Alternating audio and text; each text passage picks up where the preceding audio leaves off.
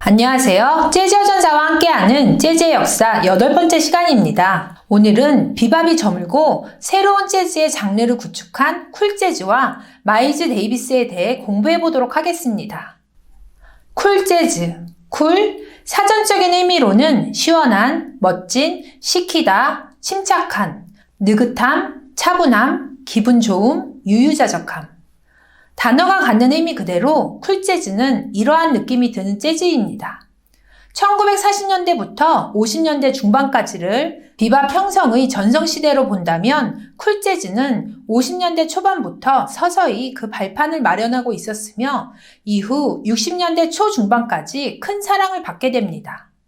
또한 쿨 재즈는 백인들의 재즈였다고 해도 틀린 말이 아닌 것은 수많은 백인 연주자들이 바로 쿨 재즈에 포진되어 있었기 때문입니다. 1950년대 초반기 LA를 중심으로 서부의 음악인들은 흑인들의 비밥에서는 잘 느낄 수 없었던 서정적이며 비교적 차분했던 재즈를 연주하고 있었습니다. 이것이 바로 쿨 재즈로 클래식 음악의 영향을 많이 받은 백인 연주자들의 정서적인 면이 전반적으로 부각되어 있었으며 실제로 쿨 재즈에 크게 기여한 연주자들은 클래식 음악에 이미 정통한 연주자들이거나 또는 클래식 연주자들과의 교류 속에서 백인들 특유의 감성이 돋보이는 재즈를 만들어가게 됩니다.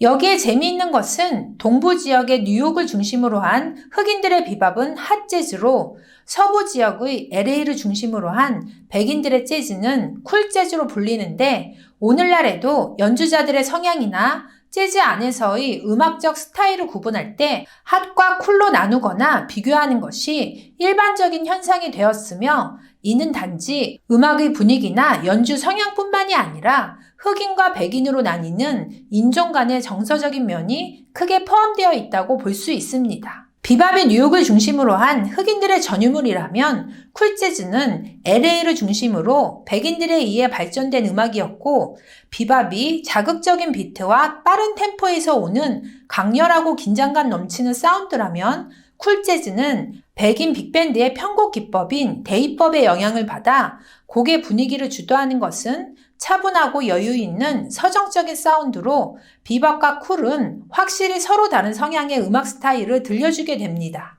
또 한 가지 비밥과 쿨의 전체적인 사운드를 대변하는 가장 큰 차이점은 비밥은 많은 음들을 쏟아붓는 꽉 채움의 미학이라면 쿨은 최대한 음들을 자제하는 비어둠의 미학이라는 것입니다. 쿨은 곡의 근간을 유지하는 흐름으로서의 비트를 표현하는 음악인데 이는 재즈의 장르 중 비트가 가장 강조되지 않은 음악으로도 바꿔 말할 수 있습니다.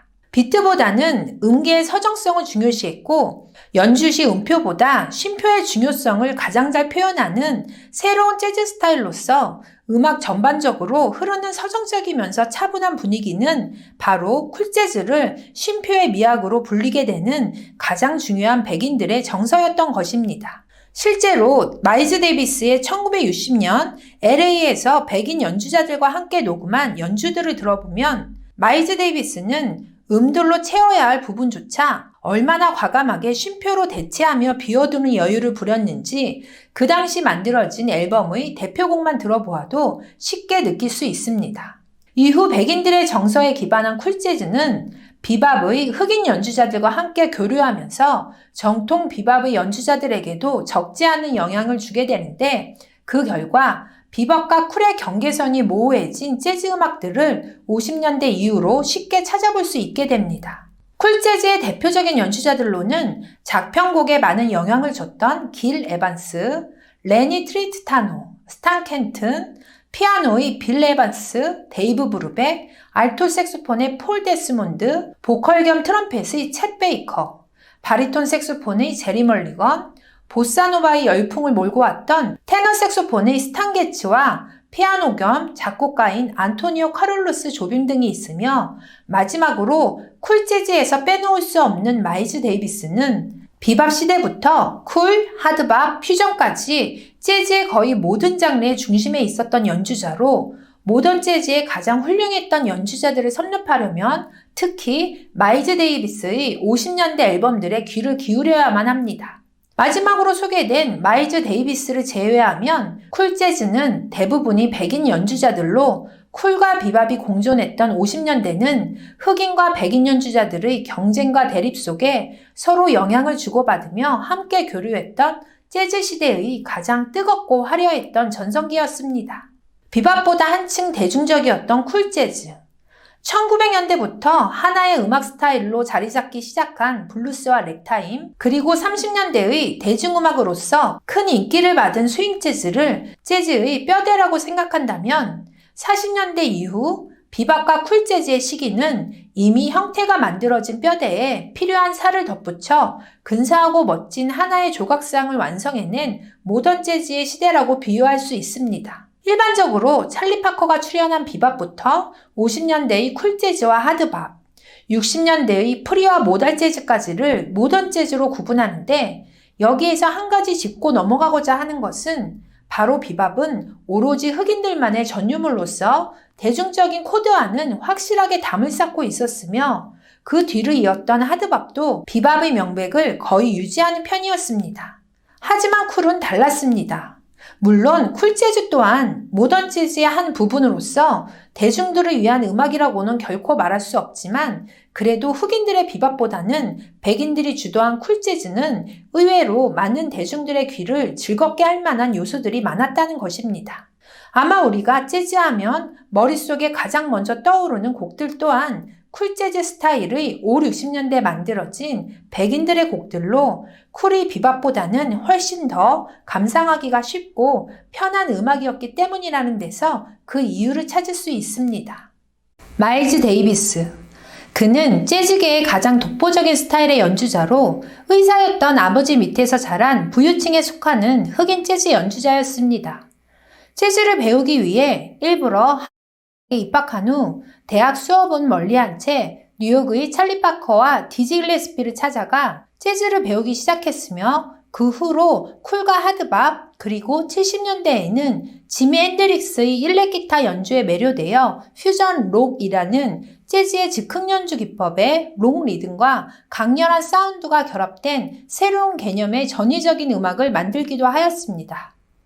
이렇게 모던 재즈 시대의 가장 핵심적인 인물로서 언제나 새로운 재즈 장르가 출현할 때마다 그의 혁신적인 도전 정신과 존재감은 두드러졌는데 이와는 상반되게 음악 평론가들은 마일즈 데이비스를 말할 때면 악기를 다루는 테크닉과 실력이 부족한 연주자로 늘 저평가를 했다는 것입니다. 사실 재즈계의 엄청난 테크닉과 기량을 갖춘 여타의 흑인 연주자들에 비해서 그의 연주 실력이 떨어지는 것은 감출 수 없는 사실이었는데 이는 마일즈 데이비스의 자서전에도 스스로 인정하는 것이 마일즈는 일반적인 재즈 연주자들에 비해 악기를 투자하는 연습 시간이 현저히 부족했다고 합니다.